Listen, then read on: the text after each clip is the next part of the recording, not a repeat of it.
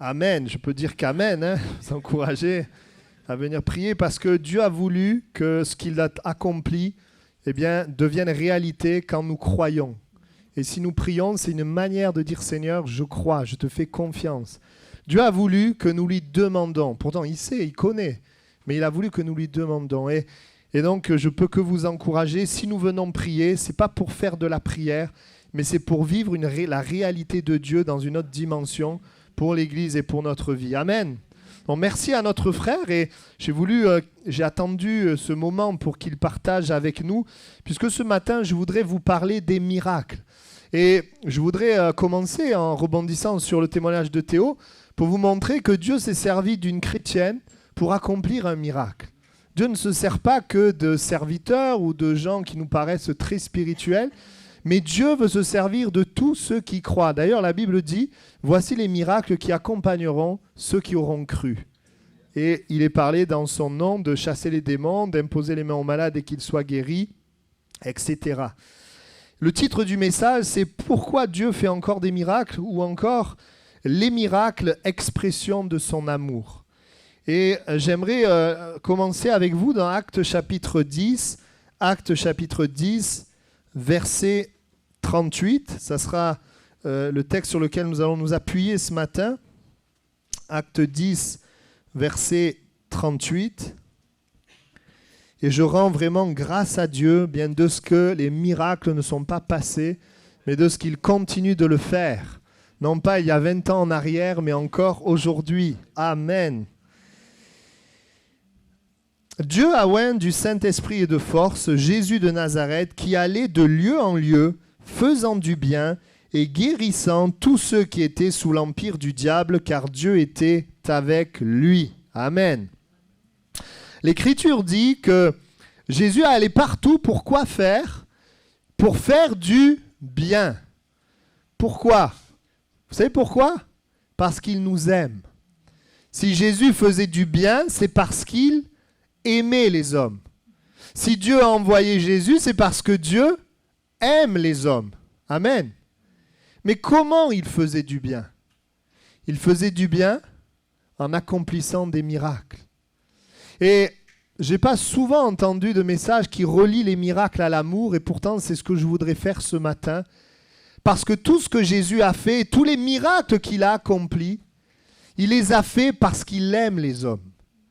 Et ce matin encore, nous avons un Dieu de miracles qui veut accomplir des miracles parce qu'il nous aime.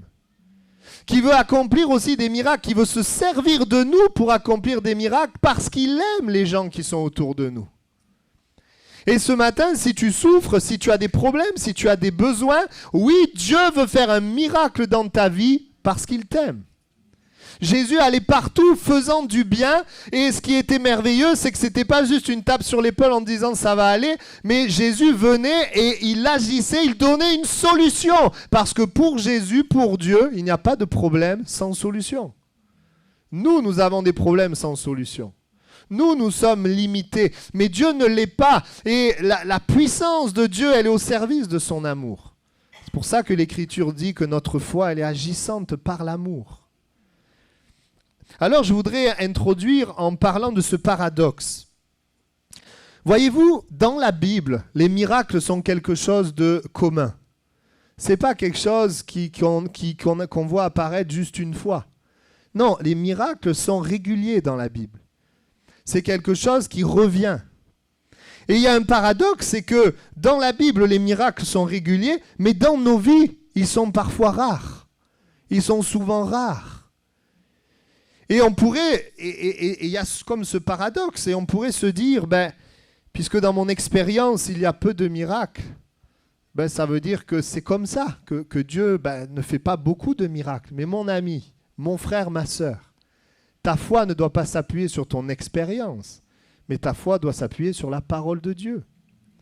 Et parfois, à cause de notre expérience, et moi je me mets dedans avec vous, à cause de notre expérience, parce qu'on voit peu de miracles, on vit peu de miracles, eh bien on croit que Dieu veut qu'il y ait peu de miracles. Mais c'est pas ce que la Bible nous montre. C'est pas ce que la Bible nous dit. Bien sûr, nous lisons la Bible et parfois dans la Bible, il y a des années qui passent, c'est vrai. Mais nous voyons dans l'Écriture que là où Jésus est, là où Dieu est, il y a des miracles qui se produisent. Et je voudrais rappeler ce qu'est un miracle. C'est une action de Dieu que l'homme ne peut pas faire, ne peut pas accomplir. Alors parfois, comme dans notre expérience, il y a peu de miracles, on a du mal à y croire. Mais ce n'est pas parce que notre expérience est pauvre en miracles qu'il faut accepter un évangile sans miracle. Parce que la parole de Dieu est pleine de miracles et c'est la parole qu'on veut croire et pas notre expérience. Est-ce que vous pouvez dire amen? Parfois même, nos expériences ont pu bloquer la foi dans le domaine des miracles. Quand vous avez prié pour quelqu'un, puis Dieu accomplit un miracle et puis la personne, elle ne se convertit pas à Dieu. Elle quitte Dieu. Et donc tu peux te dire, à quoi ça sert qu'il y ait des miracles puisque telle personne, Dieu a fait un miracle et puis elle a laissé Dieu tomber. Nous, parfois, notre foi, elle s'appuie sur ce que nous vivons, sur nos expériences. Moi, j'aimerais vous dire que Jésus a fait des miracles pour des gens qui l'ont laissé tomber. Mais ce n'est pas parce que les gens l'ont laissé tomber que Jésus s'est arrêté de faire des miracles. Parce que je voudrais vous dire aussi qu'en accomplissant des miracles, beaucoup de gens sont aussi venus à Dieu. Beaucoup sont venus à Jésus. Et notre foi, notre confiance ne dépend pas finalement d'une expérience malheureuse où parfois peut-être nous avons prié, nous avons cru et la chose ne s'est pas passée comme nous aurions espéré. Alors à cause d'une expérience, nous fermons notre cœur au Dieu des miracles, au Jésus des miracles. Oui, la parole de Dieu nous montre que Jésus est venu, accomplissant des miracles. Et voyez-vous, j'aimerais dire ceci, ce n'est pas seulement ce que le miracle produit qui est important. Parce que si c'était simplement ce que le miracle produit, ça l'est, j'en parlerai tout à l'heure. Je ne dis pas que ça ne l'est pas. Bien entendu, ça l'est. Mais je vais vous dire quelque chose, la Bible nous montre que si Jésus a fait des miracles, ce n'était pas seulement pour ce que ça allait produire. Mais Jésus a fait des miracles afin de montrer le Père et de montrer le ciel aux hommes. Jésus a fait des miracles afin que les hommes sachent que Dieu les aime. Jésus a fait des miracles pour montrer le Père, pour montrer le royaume, pour montrer l'amour de Dieu. Et bien sûr, c'est dans le cœur de Dieu que ce qu'il montre produise dans le cœur de l'homme. La Bible dit, la bonté de Dieu doit nous amener à la repentance. Produit, vous savez, la Bible dit qu'il nous a aimés le premier. C'est pas nous qui l'avons aimé, mais quand il nous a aimés, nous avons répondu à cet amour. Beaucoup de personnes, Dieu les aime, Dieu répond, Dieu guérit, Dieu agit, mais ils ne répondent pas à cet amour. Ils disent merci Dieu, au revoir et je fais ma vie sans toi. Ils sont libres de faire ça, mais ils sont perdus. Mais l'amour de Dieu, quand Dieu agit, ça suggère une réponse de notre part. Quand Dieu agit dans notre vie, bien, ça suggère une réponse. Moi, n'importe qui me fait du bien, ça crée en moi de l'amour pour la personne. En tout cas, de la reconnaissance. Et quand Dieu nous fait du bien, bien, ça fait naître en nous, oui, de l'amour, ça fait naître en nous la foi. Amen. Et Jésus dira, si je ne fais pas les œuvres de mon Père, ne me croyez pas, mais si je les fais, quand même, vous ne me croyez point, croyez à ces œuvres, afin que vous sachiez, reconnaissez que le Père est en moi. Et que je suis dans le Père. Il faisait les œuvres afin que les hommes reconnaissent qu'il est vraiment l'envoyé de Dieu. Afin que les hommes reconnaissent le Père et que Dieu est en lui. Et Dieu, encore aujourd'hui, accomplit des miracles parce qu'il veut montrer son amour. Parce qu'il veut manifester son amour. Et la Bible dit, même quand Jésus agit, même quand Dieu agit et qu'il n'y a pas de réponse, la Bible dit que le royaume de Dieu s'est approché. Et si nous devions faire confiance à Dieu, en Dieu, que lorsque le miracle produit quelque chose, ça fait bien longtemps qu'on aurait tous arrêté. Mais nous continuons de croire, de vivre des miracles afin que les gens voient que Dieu est réel. Afin que les gens sachent que Dieu les aime. Et notre prière, bien sûr, c'est que les hommes répondent à l'amour de Dieu par l'amour. À l'amour de Dieu par la foi. Mais nous devons croire dans le Dieu des miracles, quel que soit ce que ça produit. Parce que nous représentons Dieu, le royaume de Dieu. Amen. On n'est pas responsable de ce que les gens font des miracles, mais on est responsable de représenter Dieu de la manière la plus biblique et juste possible. Nous sommes appelés à vivre les miracles, même si c'est quelque chose que nous ne pouvons pas vivre par nous-mêmes. C'est Dieu qui accomplit les miracles. Nous, on n'accomplit rien du tout. Nous, on croit. On vit avec Dieu et on fait ce que la parole de Dieu dit. Et lui est fidèle à sa parole pour accomplir des miracles avec nous, qui sommes si limités. Notre Dieu aime les gens au point de les délivrer de leurs souffrances. Notre Dieu aime les gens au point de guérir leurs maladies.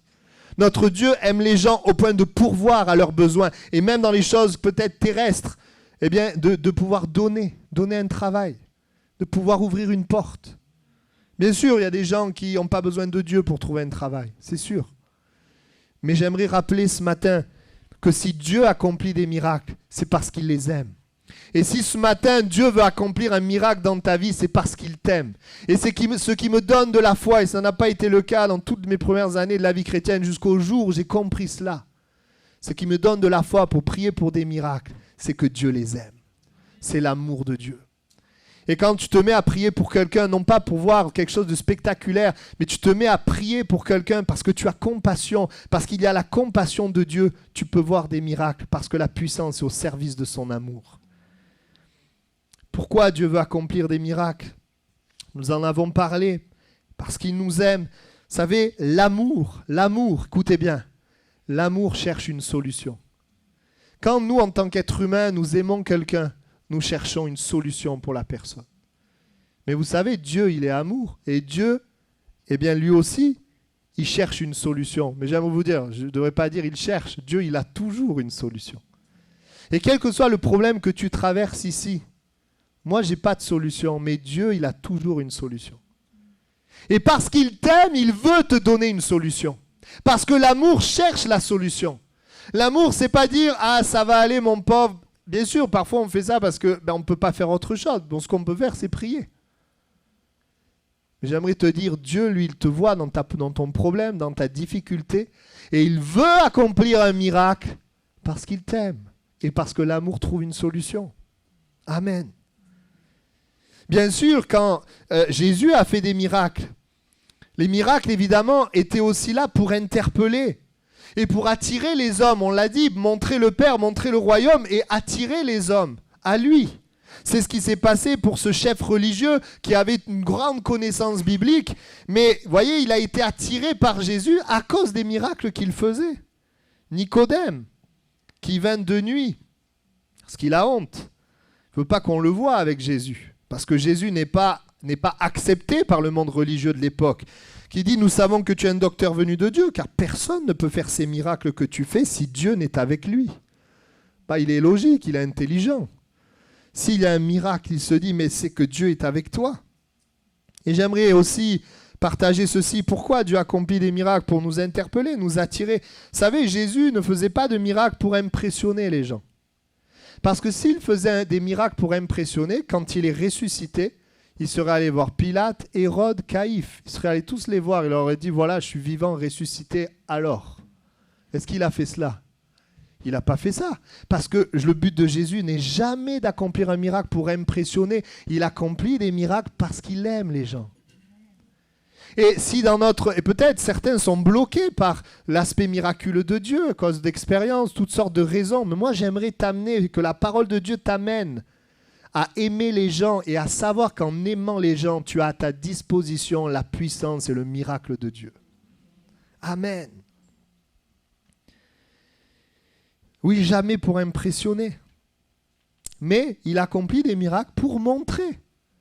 Parfois comme une preuve. Alors pas une preuve scientifique, mais une preuve vécue. Je pense à ce moment avec ce paralytique qu'on descend par le toit. Et Jésus va dire, eh bien, afin que vous sachiez que le Fils de l'homme a le pouvoir de pardonner les péchés, eh bien, je te le dis, prends ton lit, lève-toi et marche. Parce que Jésus va leur dire, c'est plus facile de dire quoi? Tes péchés sont pardonnés ou lève-toi et marche? Bien sûr, c'est plus dur de dire lève-toi et marche. Donc, afin que vous sachiez que je pardonne les péchés, je te le dis, lève-toi et marche. Il va montrer au monde qu'il est celui qui est venu pardonner les péchés, qu'il est le Messie, qu'il est l'envoyé de Dieu, qu'il est le Sauveur, celui qui nous sauve de la mort, qui nous pardonne. Et nous voyons dans la Bible que Jésus va faire des miracles et que ça va avoir un effet sur des personnes. Souvenez-vous de Pierre, de Jean dans la barque, qui sont là, ils ont travaillé toute la nuit. La nuit, c'est là où il y a les poissons. Et là, normalement, ils devraient avoir des poissons, ils n'ont rien pris. En pleine journée, Jésus leur dit, maintenant, jetez les filets. Et là, pêche miraculeuse. Quel effet le miracle a eu sur Pierre? Il s'est jeté aux pieds de Jésus. Je suis un homme pécheur, parce que la bonté de Dieu nous amène à la repentance. Et retire-toi de moi, je suis un homme pécheur. Jésus lui dit, maintenant, je ferai de toi un pécheur d'hommes, suis-moi. Qu'est-ce que Pierre a fait? Il l'a suivi. Sur quelle base? Tout simplement ce miracle, où Pierre a reconnu que Jésus est vraiment le Sauveur, le Messie. Et on peut dire que oui, Jésus a montré à Pierre par le miracle qu'il était réellement le Messie. Est-ce une preuve scientifique? Non, mais c'est une preuve vécue, une expérience qui est là pour lui, qui va suffire et qui va l'amener à suivre Jésus. Je pense aussi à Nathanaël, une autre sorte de miracle, puisque Jésus va parler à cet homme, il dit, voici un Israélite dans lequel il n'y a pas de fraude. Nathanaël lui dit, mais d'où tu me connais? Personne ne savait ça, mais Jésus le savait. Par le Saint-Esprit, cette connaissance surnaturelle. Et puis il renchérit, il lui dit, quand tu étais sous le figuier, là je t'ai vu. Et là Nathanaël dit, tu es vraiment le roi des rois, le Seigneur, le Messie. Et il le suit. Nous, on ne sait pas ce qui s'est passé sous le figuier, mais il s'est passé quelque chose d'important, que Jésus savait. Et quand Jésus va donner cette parole, Nathanaël reconnaît là, par ce miracle de connaissance, qu'il est le Messie. Et nous avons besoin plus que jamais dans l'Église de Dieu, on a besoin de miracles. Bien sûr, les miracles dans le nom de Jésus. Amen. Nous avons tellement besoin d'aimer les hommes, mais voir aussi le miracle de Dieu dans la vie des hommes. Il y a tant de souffrances, notre frère le disait. Une souffrance qui est là et qui en fait, à l'origine, est une souffrance spirituelle, de séparation d'avec Dieu. Mais voyez, Jésus va se montrer, mais il ne va pas forcément se montrer et donner des preuves à ceux qui en ont déjà eu. Quand Jésus montre et que la personne refuse, bien Jésus ne va pas donner autre chose. Nous le voyons avec, par exemple, je ne sais plus si c'est Hérode, je crois que c'est lui, qui voulait voir Jésus faire des miracles. Il voulait le voir faire quelque chose, Jésus ne dit rien. Il me semble que c'est lui, si je ne me trompe pas. Et on voit dans le texte, à un moment donné, les religieux vont demander à Jésus de faire des miracles. Quelques scribes et pharisiens prirent la parole, ceux qui voyaient déjà les miracles et qui refusaient de croire, et dirent, « Maître, nous voudrions te voir faire un miracle. » Il leur répondit, « Une génération méchante et adultère demande un miracle. Il ne lui sera donné d'autre miracle que celui du prophète Jonas. » Quand on a dit à Jésus, « Descends de la croix si tu es le Fils de Dieu », il ne l'a pas fait. Et c'est assez étonnant parce que nous voyons des personnes qui demandent un miracle, ils n'en voient pas. Pourquoi? Parce que leur cœur est fermé. Et nous voyons des personnes qui suivent Jésus et qui, eux, voient miracle après miracle. Parce que leur cœur est ouvert. Parce qu'ils s'ouvrent à Dieu. Vous savez pourquoi? Parce que l'histoire de miracle, c'est lié à l'amour avec Dieu. Quand les disciples ont suivi Jésus, ils ne savaient pas. Eux, ils ont suivi, ils ont cru en lui. Ils ont dit, je te suis. Ils ne savaient pas qu'en le suivant, ils verraient miracle sur miracle. Et alors que nous nous attachons à Jésus, alors que nous l'aimons, eh bien, c'est le meilleur moyen de voir des miracles dans notre vie, au travers de notre vie. Oui, certains ont refusé.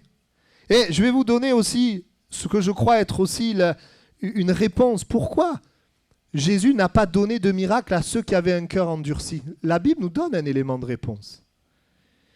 Tout simplement parce que quand un homme, une femme refuse Dieu alors qu'il voit des miracles, si Jésus donne d'autres miracles, eh bien le jugement est plus sévère pour eux. Et parce que Dieu aime les hommes, il ne veut pas que le jugement soit plus sévère. Est-ce que ce que je vous dis est biblique? Oui. Matthieu 11, 21, 24, on le prend ensemble.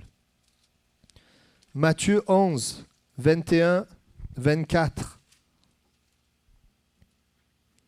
Malheur à toi, Chorazin, malheur à toi, Bethsaïda, car si les miracles qui ont été faits au milieu de vous avaient été faits dans Tyr et dans Sidon, il y a longtemps qu'elles se seraient repenties, en prenant le sac et la cendre. C'est pourquoi je vous le dis, au jour du jugement, Tyr et Sidon seront traités moins rigoureusement que vous. C'est-à-dire ceux qui voient des miracles et qui ne repentent pas sont traités plus sévèrement que ceux qui ne voient pas de miracles, qui ne se repentent pas non plus. Et je crois que c'est un des éléments de réponse. Pourquoi Dieu n'accomplit pas de miracles au cœur qui ne veut pas? Pour pas que le jugement soit plus sévère. Mais j'aimerais vous dire que Dieu accomplit des miracles à celui qui ouvre son cœur, à celui qui croit, non seulement parce qu'il aime l'homme, mais parce qu'il veut aussi se révéler et montrer qui il est. Amen. Quand l'homme décide d'aimer Dieu en réponse à l'amour de Dieu manifesté par un miracle, les miracles continuent parce que la relation avec Dieu continue. Le miracle suggère à l'homme un changement. Je dis bien suggère parce que l'homme a toujours le choix. Il suscite quelque chose dans son cœur. Et l'homme choisit de s'attacher, de croire, ou de continuer d'aimer son péché et de s'éloigner de Dieu. De profiter simplement de ce que Dieu donne. Et j'aimerais rappeler l'amour de Dieu par les miracles. Et c'est aussi sa volonté, c'est que l'amour nous touche au point de nous détourner de nos mauvaises voies, au point de nous repentir, au point de nous tourner vers lui. La bonté de Dieu, elle nous pousse à la repentance. Romains 2,4. J'aimerais dire ce matin que le temps des miracles n'est pas passé. C'est pour ça que je voulais qu'on entende un témoignage de ce mois-ci. Enfin, en tout cas, ou ces mois derniers, là, ces temps derniers. Cela ne se vivait pas juste du temps de Jésus sur terre, mais quand Jésus est monté au ciel, le Saint-Esprit est venu dans le cœur des disciples et l'Esprit dans le cœur des disciples a continué d'agir. Et depuis les apôtres jusqu'à aujourd'hui, Dieu continue d'accomplir des miracles. Jésus n'est plus là physiquement sur terre, mais l'Esprit de Dieu est là et le nom de Jésus est puissant pour accomplir des miracles. Je suis heureux de savoir que Jésus a agi par l'Esprit de Dieu afin de nous donner un exemple et que ce soit possible de le vivre nous aussi. C'est Jésus lui-même qui dira « Vous ferez les mêmes miracles que je fais, même vous en ferez de plus grands, parce que je m'en vais au Père. » Il y a cet appel pour nos vies, non seulement vivre le miracle dans nos vies si nous en avons besoin, mais être aussi un instrument de Dieu pour que des personnes autour de nous vivent le miracle. Vous savez, on peut croire facilement dans ce lieu, alors qu'on est ensemble, que Dieu accomplit des miracles. Parce que c'est ce que la parole dit, mais une fois que nous sommes rentrés chez nous, nos raisonnements reprennent la place. Nos raisonnements, ce que nous voyons, la réalité reprend la place. Et même si nous avons dit Amen le dimanche, il est parfois difficile de dire tu fais des miracles le lundi, quand nous sommes seuls face à nos raisonnements et la réalité qui est devant nous. C'est pas toujours facile. Mais la parole de Dieu et l'Évangile nous invitent à nous attacher à la parole de Christ, à croire la parole, à la repasser sur notre cœur. Parce que voyez-vous, dans la Bible, nous voyons que les miracles se produisaient quand la parole de Dieu était crue. Il est dit, avez-vous reçu l'Esprit par la loi ou par les choses ou par la prédication de la foi? Et voyez-vous, et ce que nous désirons, c'est qu'alors que la parole de Dieu est prêchée, que Dieu la confirme. Mais la parole de Dieu prêchée, ce n'est pas juste le prédicateur qui prêche. C'est aussi la parole que tu vas proclamer, parler autour de toi. Dieu veut la confirmer. Et l'action miraculeuse de Dieu vient par la parole, elle vient aussi par les dons de l'Esprit, par l'inspiration. Dieu veut donner les dons à l'Église afin que des miracles se produisent et que des hommes et des femmes sachent que Jésus est réel, que Dieu les aime. Amen. Nous ne pouvons pas provoquer les miracles, mais nous pouvons permettre à Dieu de les accomplir. Souvenez-vous, la Bible nous dit que Jésus, à un moment donné, était à un endroit, Nazareth, où il était connu comme le charpentier. Et là, dans cet endroit, il est dit qu'il ne put faire là pas beaucoup de miracles. Il était pour eux une occasion de chute. Jésus dira, un prophète n'est méprisé que dans sa patrie, parmi ses parents et dans sa maison. Et l'Écriture dit, Marc 6, verset 5, il ne put faire là aucun miracle, si ce n'est qu'il imposa les mains à quelques malades et les guéri. Ça veut dire que nous avons notre part pour vivre des miracles. Et notre part, c'est de croire au Jésus que la Bible nous présente, pas un autre Jésus. Ça, c'est notre part. Pourquoi Jésus n'a pas fait de miracle? Parce que les hommes qui étaient là, les personnes qui étaient là, ne voyaient en Jésus qu'un charpentier, que celui qu'ils connaissaient humainement. Ils ne voyaient pas le Messie, malgré ce qu'ils pouvaient entendre. C'est-à-dire que leur pensée, leur raisonnement prenaient la place de la vérité, de ce qu'était réellement Jésus. Mais ce qui est beau, c'est que dans ce contexte-là, il est dit quand même qu'il a pu imposer les mains à quelques malades et les guérir. Ça veut dire que dans cet endroit, il y avait des personnes qui étaient prêts à croire que Jésus agissait et qui sont certainement venus vers Jésus. Et Jésus les a guéris. Les autres étaient là, voyaient Jésus, mais ne venaient pas vers lui, n'avaient pas besoin de lui, ne croyaient pas en lui, parce qu'ils ne voyaient en Jésus qu'un charpentier. Si tu vois en Jésus qu'une religion, que quelque chose finalement qui ne peut pas t'aider, ben, rien ne se passera. Mais si tu vois en Jésus ce que la Bible dit, le roi des rois, le Seigneur des seigneurs, le Sauveur, eh bien quelque chose peut changer. J'aimerais vous dire ceci. Est-ce que Jésus a des préférences? Est-ce que Dieu a des préférences? Est-ce qu'à Nazareth, il en a guéri certains parce qu'il les préférait que les autres? Non, le cœur de Dieu, le cœur de Jésus est d'agir pour tout le monde. Mais ce qui fait la différence, c'est finalement l'orientation de notre cœur. Est-ce que nous croyons dans le nom de Jésus? Est-ce que nous croyons en lui? Non, Dieu ne fait point de favoritisme. Il ne fait pas de favoritisme. Il veut sauver tous les hommes. Il veut agir pour chaque être humain. Et nous pouvons permettre à Jésus de faire des miracles en croyant en lui, en croyant dans son amour pour nous et en nous adressant à lui. N'est-ce pas beau de savoir que le miracle est à la distance de l'orientation de ton cœur? Finalement, la Bible dit que le royaume, il est pour les humbles. Ceux qui reconnaissent qu'ils ont un besoin, ceux qui reconnaissent que Jésus est réel, est vivant, est Seigneur et que Jésus nous aime. C'est pour ça qu'il a donné sa vie à la croix. Et même, on voit que ceux qui ne le connaissent pas, malgré la faiblesse de leur foi, vont vivre un miracle parce que Jésus les aimait. On voit cet homme qui est dans une détresse et qui dit à Jésus, « Je crois, viens au secours de mon incrédulité. » Autrement dit, il dit, « Je crois, mais je ne crois pas. Mais je veux croire. » Il n'avait pas une grande foi, mais Jésus va agir et il va intervenir dans sa situation de souffrance. Souvenez-vous des disciples au début, alors qu'ils ne connaissent pas beaucoup Jésus. Ils sont là dans la barque, une tempête se lève, Jésus est en train de dormir. Il le réveille, il dit, « Jésus, on est en train de mourir. » On ne peut pas dire qu'ils avaient une grande foi. Hein. Je ne sais pas ce que vous en pensez. Maître, nous périssons. C'est la foi, ça? Non, mais quand même, ils se sont adressés à Jésus. Ça veut dire que même si leurs paroles montrent qu'ils sont désespérés, leur acte montre qu'ils s'attendent à Jésus. Ce n'est pas une grande foi, mais c'est une foi quand même, puisqu'ils ont réveillé Jésus. Et qu'est-ce que Jésus a fait?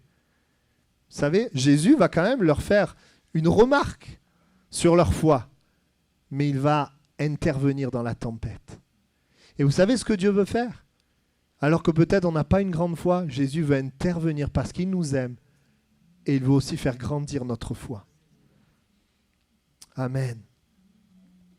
Même s'il y a une petite foi, la Bible dit une petite foi suffit pour que Dieu accomplisse des miracles. Parce que ce qui est important, c'est que ta foi elle soit placée en celui qui t'aime. C'est ça qui est important.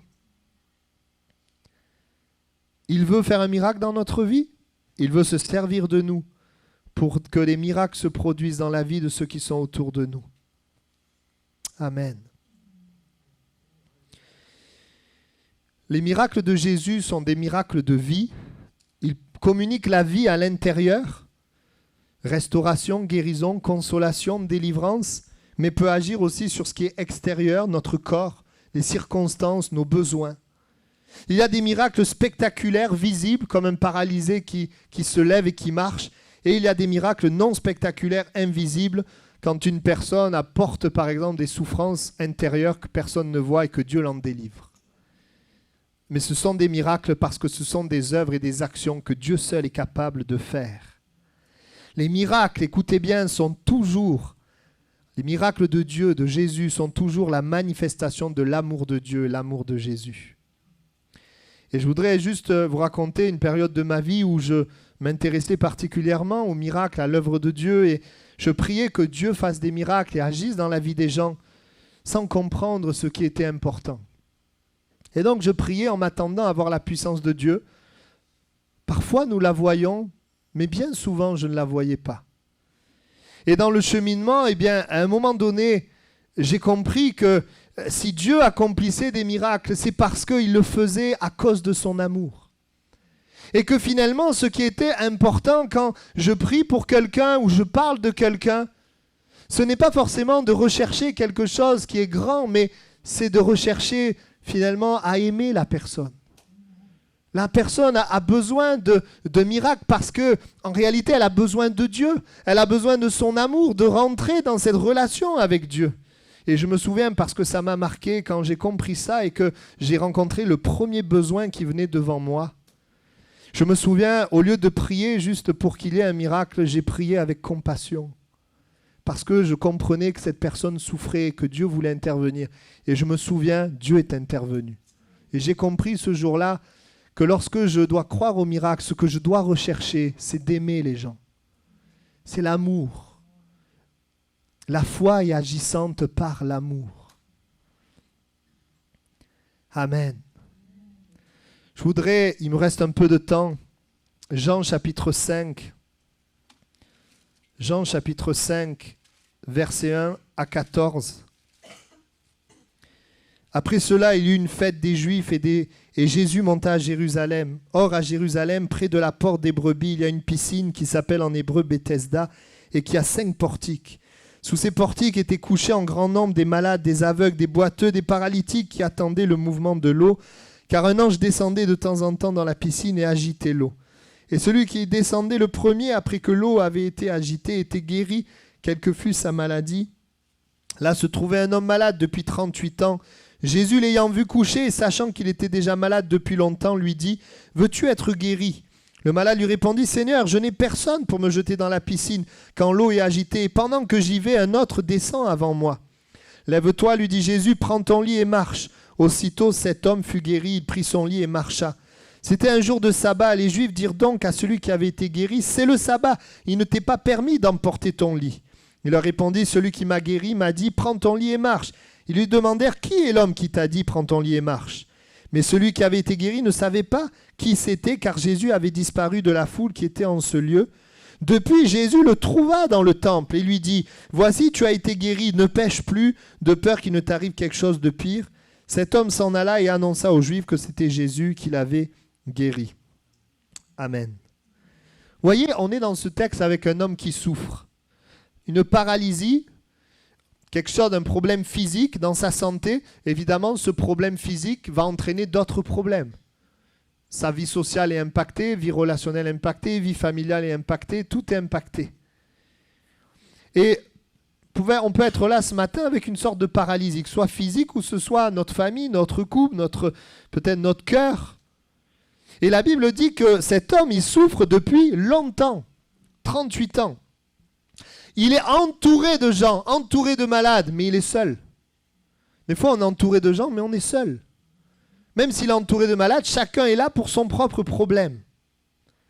Son problème l'a isolé, son problème l'a privé de relation. C'est d'ailleurs ce qu'il va dire à Jésus, « Je n'ai personne pour me jeter dans la piscine. Je n'ai personne. » Quand même, ça fait longtemps qu'il est là à la piscine. Les autres, ils auraient pu dire, bon, lui, ça fait longtemps, on pourrait le laisser passer. Mais il n'y a pas d'amour, il n'y a pas de grâce. Hein. C'est le premier qui va. Et la vie, elle est comme ça. Les gens, ils s'en fichent de notre intérêt. Ce qui compte, c'est l'argent. Ce qui compte, c'est le moi. Mais pas Dieu. Dieu s'intéresse, pas Jésus. Jésus s'intéresse à lui. Mais voyez-vous, l'homme là, il a sa croyance. Il a sa croyance que pour que sa vie change, il faut qu'il aille dans l'eau, dans la piscine, et que l'ange agite l'eau. Il a sa croyance, et chacun a sa croyance. Mais sa croyance, elle n'a pas réglé son problème. Il est toujours paralysé. Et peut-être tu es là, tu m'écoutes, tu as ta croyance. Mais ta croyance, elle n'a pas amené de miracle. Et quand Jésus va lui dire, veux-tu être guéri? Qu'est-ce qu'il répond? Il répond sa croyance. J'ai personne pour m'amener dans l'eau et me jeter dans la piscine. Parce qu'il ne voit la vie que par sa croyance. Mais si tu veux avoir la vie, il faut sortir de ta croyance pour te tourner vers Jésus. Il a une espérance, mais pas de résultat. C'est toujours pareil. Il a une foi dans le lieu, Bethesda, dans le moyen, l'ange qui agite l'eau, mais il n'a pas foi en Jésus-Christ. Il ne voit que par ça. Et il y a des personnes qui ne voient que par leur croyance, leur tradition, leur religion, leur passion. Tu as le droit, nous sommes libres. Mais est-ce que ta religion, ta passion, ta croyance a amené un miracle dans ta vie?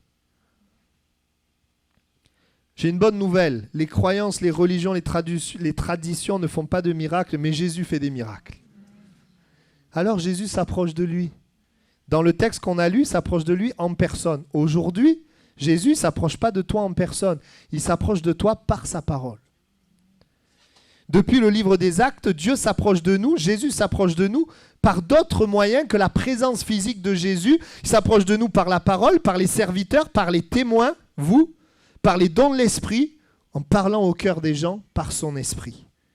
Et qu'est-ce que Jésus fait? Il accomplit le miracle pour cet homme. Il guérit cet homme qui est malade depuis 38 ans. Il se lève et il marche. Et écoutez bien, c'est ça qui nous intéresse aussi.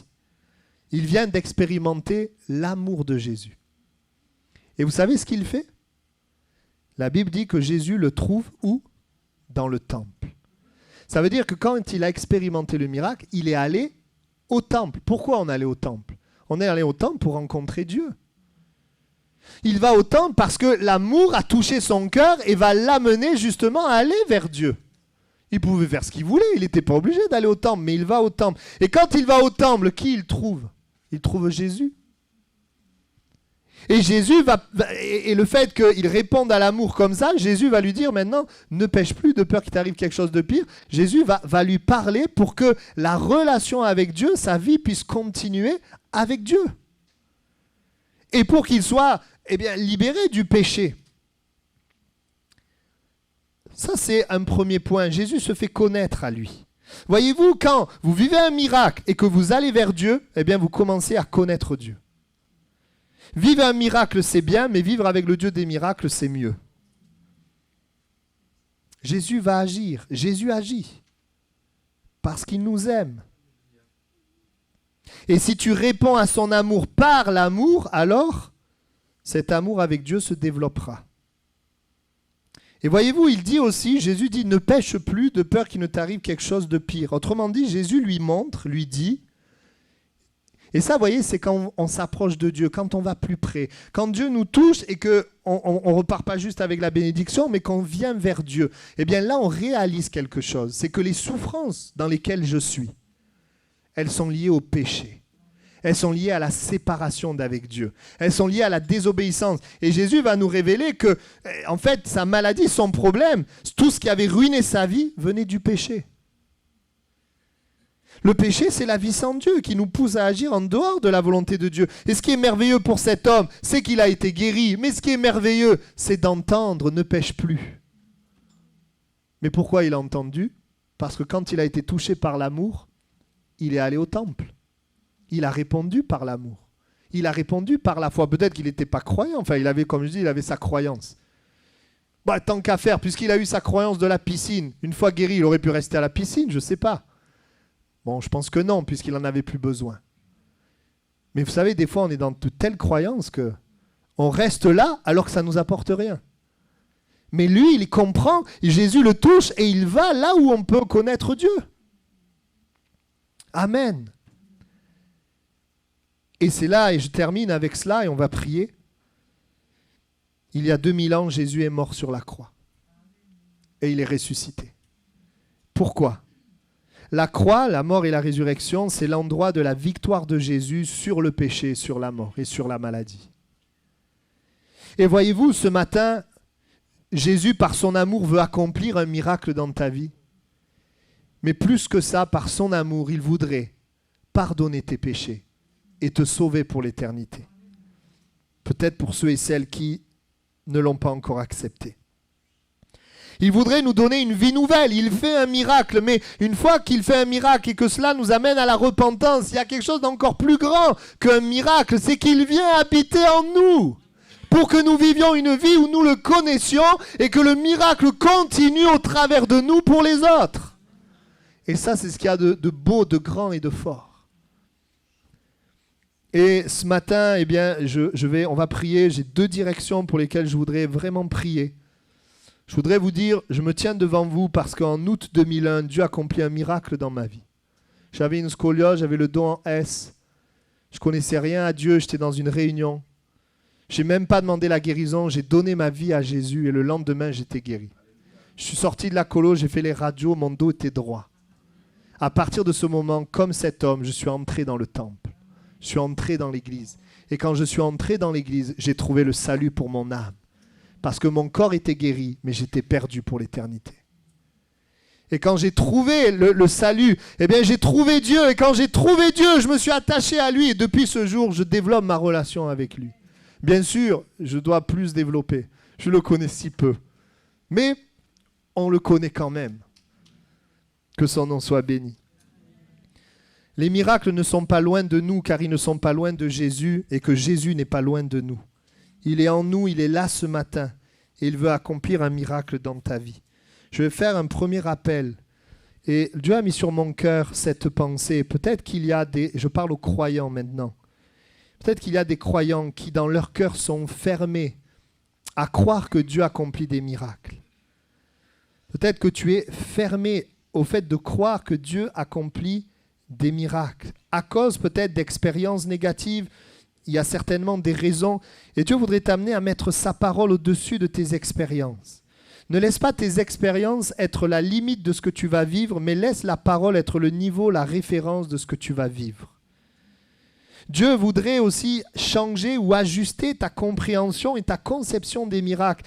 Et que ce matin, tu considères que les miracles sont la manifestation de son amour pour toi et pour ceux qui t'entourent. Et Dieu t'appelle à croire aux miracles parce que Dieu t'appelle à croire qu'il t'aime et qu'il aime ceux qui sont autour de toi. Et Dieu voudrait t'amener à mettre ton énergie, non pas à chercher en premier lieu des miracles pour le spectacle, mais à chercher à manifester l'amour. Croire dans le miracle parce que tu crois dans son amour. Amen. Et je voudrais prier pour que peut-être ceux qui ont du mal à croire que Dieu fait des miracles, c'est peut-être difficile d'arriver devant quelqu'un et de dire Dieu peut faire des miracles. Mais c'est peut-être plus facile de venir devant quelqu'un et de lui dire, tu sais, Dieu t'aime. Et je voudrais prier pour toi. Et je voudrais inviter des croyants ici ce matin à accepter de croire au miracle, au service de l'amour de Dieu. Que tu puisses tout simplement chercher l'amour, rechercher l'amour, la Bible dit, et aspirer aux dons. Et ce n'est pas le contraire. Ce n'est pas aspirer à l'amour et rechercher les dons. Non, c'est d'abord rechercher l'amour. Manifester l'amour et aspire aux dons parce que dans ton amour, évidemment, il y a besoin de puissance pour la délivrance, le salut et la guérison des gens qui sont autour de toi. Et je voudrais faire un appel ce matin à ceux qui sont là, qui croient en Jésus et qui voudraient dire « Seigneur, je crois au miracle parce que je crois dans ton amour pour les gens. » Parce que je crois dans ton amour pour moi et pour ceux qui m'entourent. Et même si peut-être ça a été difficile de croire au miracle, parce que je sais que tu les aimes et parce que je les aime de l'amour du Seigneur, eh bien je veux prier pour un miracle. Et si c'est ton désir ce matin de dire je veux croire au miracle, mais je veux le relier à l'amour, je voudrais que tu lèves ta main et je voudrais prier pour que le Seigneur se serve de toi, pour aimer ceux et celles qui sont autour de toi. Y a-t-il des personnes qui le désirent? J'aimerais prier. Ouais, Dieu te voit, Dieu vous voit. Amen. Merci Seigneur, Dieu te voit. Vous pouvez baisser la main. Hein? Vous pouvez baisser la main. Seigneur, merci. Parce que ce qui t'a poussé à faire des miracles, c'est ton amour. Et Seigneur, tu as mis ton amour dans notre cœur, par ton esprit. Nous ne pouvons pas du tout accomplir des miracles, mais nous pouvons, par ta force, aimer. Et alors que nous aimons, tu nous demandes de croire aux miracles. Et de croire que tu as toujours une solution à ce qui vient devant nous. Tu vois les gens qui sont autour de nous prisonniers, qui ont besoin de délivrance, qui ont besoin de changement, de transformation. Seigneur, nous ne voulons pas juste prier pour un miracle, nous voulons les aimer. Parce que nous croyons que les miracles sont l'expression de ton amour. Je te prie cette semaine, Je te prie dans les mois à venir de te servir de nous. Et alors que notre cœur est orienté vers, finalement, est connecté à ton cœur, et alors que nous cherchons à aimer les gens, montre, Seigneur, ta puissance. Montre ta gloire et accomplis des miracles, afin que ces hommes et ces femmes connaissent ton amour. Merci de le faire, Seigneur. Amen. On reste dans la prière. Je ne peux pas finir ce message sans prier pour ceux et celles au milieu de nous qui ont besoin d'un miracle dans leur vie. Tu es peut-être là dans une situation où tu es limité comme cet homme. Tu as peut-être tes croyances. Mais je voudrais ce matin, et le Seigneur voudrait t'inviter à faire confiance en Jésus. Jésus te pose la question, veux-tu un miracle? Peut-être tu vas lui répondre, mais moi j'ai ma religion, comme cet homme a répondu. Cet homme a répondu, mais j'ai personne pour m'envoyer dans la piscine. Il a répondu comme ça. Et Jésus va lui donner une parole qui ne correspond pas à sa religion. Il va lui dire maintenant, lève-toi et marche. Tu es guéri. Et il va donner la guérison. Et ce matin, Dieu donne sa parole. Il dit, je te guéris, je te touche. J'accomplis un miracle dans ta vie. Si tout simplement tu le crois et tu l'acceptes. Et si ce matin, eh bien, il y a des personnes qui ont besoin de miracles. J'ai la foi ce matin avec mes frères et sœurs. Parce que mon Dieu t'aime. Parce qu'il t'aime plus que moi je peux t'aimer ou que lui, ou que toi-même tu peux t'aimer, il t'aime. Parce qu'il t'aime, il veut accomplir un miracle. Et son amour nous donne la foi de croire au miracle. Et s'il y a des personnes comme ça qui ont besoin d'un miracle, je vais vous inviter à vous approcher devant et on va prier ensemble. Est-ce que l'Église, on peut prier le Seigneur dans ce moment? Amen, merci Seigneur. Voilà, que le Seigneur vous bénisse. Je vous souhaite à tous une bonne semaine dans la grâce de Dieu. Et quand vous allez aimer les gens, souvenez-vous que le miracle est possible. À bientôt.